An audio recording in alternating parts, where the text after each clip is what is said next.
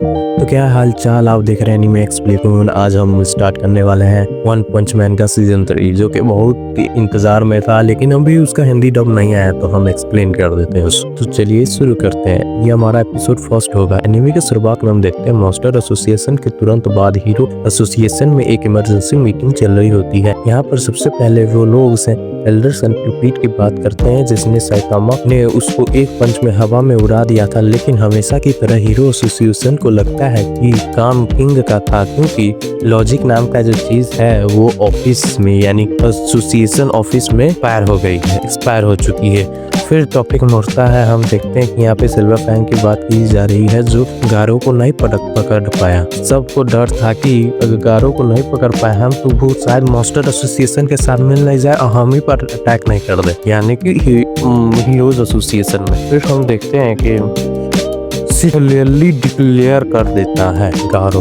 अब इंसान नहीं रहा, ऑफिशियली मॉन्स्टर बन चुका है। इसलिए सब दोबारा, ये अभी आया एक मैसेज है जो कि वो एक बच्चा के द्वारा दिया गया है। उस ड्रैगन लेवल थ्रेट डिक्लेयर किया गया है और नेशन वाइड इमरजेंसी अलर्ट कर दिया है। गारो एक नेशनल लेवल, लगभग डीमन लेवल हो गया है, जो कि एक नेशन यानी पूरा कंट्री को तबाह कर सकता है। मीटिंग में कुछ लोग की आइडिया पसंद नहीं आती है। उसका भरोसा होता है कि एस क्लास हीरो, जो कि सबसे ऊपर और टॉप हीरोज होते हैं, सब संभाल लेंगे। लेकिन यहाँ पर भी एक मुसीबत आ जाती है, क्योंकि इस क्लास को भी पोल पे टांग दिया जाता है। जो गारा होता है वो भी एक्स क्लास होता है, उसको पोल पे वो ये भी बताता है कि फैंग ने गारो को मारा नहीं और उसे इतना इंजरी कर दिया है क्योंकि गारो मास्टर एसोसिएशन का एक्टिव हिस्सा नहीं बन सकता, इसलिए एक पार्शियल विन माना जाता है। इस मीटिंग में ब्लास्ट का टॉपिक उठाया जाता है कि फिर स्पॉन्सर आते हैं, नारकी ऑर्डर देते हैं कि ब्लास्ट को तुरंत बुलाया जाए, क्योंकि मास्टर एसोसिएशन ने उनके बच्चे को किडनैप कर लिया है और उसको रेस्क्यू करने में बस 2 दिन बचे हैं। फिर उसके बाद हमें पता चलता है कि ब्लास्ट अपने मर्जी से ही एक्शन लेता है। ऑर्डर्स उसके लिए टिश्यू पेपर जैसा है, एक बार उसको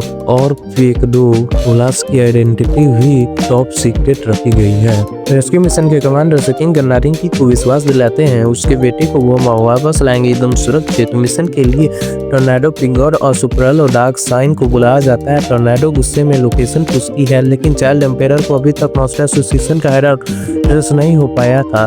उसका गुस्सा कि इसने गेस किया कि हेडआउट सिटी जेड की गोस्ट टाउन में ही है। ड्राइव नाइट्स पहले से अकेले इन्वेस्टिगेशन पर गए होते हैं और वो भी मिशन मिसिंग होता है। टोर्नेडो जल्दी ही अटैक करने के लिए होती है। सिकिंगर उसे वेट करने के लिए बोलता है। उधर एटॉमिक समुराई अपनी टीम के साथ हेडआउट ढूंढ रहा होता है। सर्च के बीच में क्लास ए का टॉप हीरो मिस्टर हैंडसम आ जाते हैं, जो एटॉमिक को सुना देते हैं जैसे वे पिकनिक पर आए हो। दोनों ईगो बैटल 1 सेकंड में स्टार्ट हो जाता है। सीन शिफ्ट होता है पूरी प्रिजन की वार्डन ने उसे रिहा कर दिया है, क्योंकि एक कैट लाइक मॉन्स्टर ने जेल में कहर मचा दिया है, जिसके चलते प्रिजनर और ऑफिसर मर गए। वार्डन चाहता है कि पूरी प्रिजनर उनका बदला। एक प्रिजनर उसे एक क्यूट सा स्वेटर भी देता है और बंदा इमोशनल हो जाता है। वापस चाइल्ड एम्पायर और मेटल नाइट का सीन।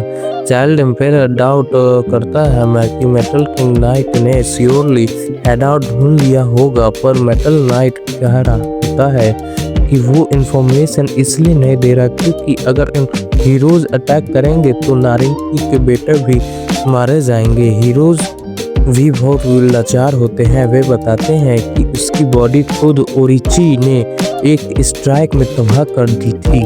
नारिंकी अब हीरो एसोसिएशन पर ट्रस्ट खो देता है और अपना ही स्पेशल सूट सोल्जर को सिटीजर में भेज देता है। ये सूट प्रोफेशनल हीरोज जितना पावर रखता है। सिटीजर में ज़ॉम्बी मैन मॉन्स्टर एसोसिएशन का हेडआउट ढूंढ रहा होता है। विजार साइतामा के घर पहुंचती है और वो टोर्नेडो उसकी बेस को तबाह कर देती है। वो देखती है अंदर किंग जेनो, साइतामा, सिल्वर फैंग और द गैटलिंग जैसे आराम से उल्टा सीधा बैठ रहे हैं, कभी पलट रहे हैं, कभी सूत रहे हैं, कोई गेम खेल रहा है, कोई कुछ कर रहा है। वही हम देखते हैं विजार्ड उन्हें सुनाती है कि इमरजेंसी सिचुएशन एक्सप्लेन नहीं कर सकती, पर साइतामा की दुनिया अलग ही चल रही होती है। जेनोस विजार्ड समझते हैं कि सब लोग एक बड़े फाइट में आकर रेस्ट कर रहे हैं। विजार्ड नोटिस करती है कि साइतामा के एक रोज तक नहीं आया होता है। उसे लगता है शायद साइतामा अपना डर छुपा रहा है। साइतामा को परवाह नहीं है। विजार्ड इंसिस्ट करता है। ब्लिज़ार्ड इनिशिएट करती है कि स्ट्रेटेजी मीटिंग रखी जाए। तब पता चलता है कि उन्होंने ट्रांसमीटर टूट चुका है। ब्लिज़ार्ड बताती है कि हीरो एसोसिएशन और मास्टर एसोसिएशन की वॉर कोई भी मूवमेंट स्टार्ट कर सकती है। सिर्फ साइतामा और ब्लिज़ार्ड ही फाइट के लिए लायक हैं।